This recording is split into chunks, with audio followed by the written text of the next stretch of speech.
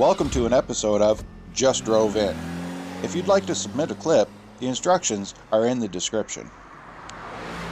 Customer states, this 2017 Dodge Caravan recently had all work needed for a safety inspection, but still has a clunk in the rear.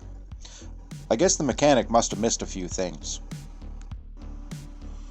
This customer had a tie rod let go while they were driving. They managed to get it back together and limp it into the shop. I don't know how far I'd drive it like this, but at least it got them in to have it repaired.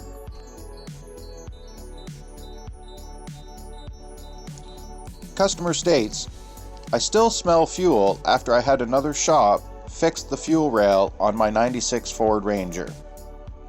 Looks like they just slapped a bunch of JB Weld down in there to try to get the leak to stop. This is not the way to do this. You must replace the part.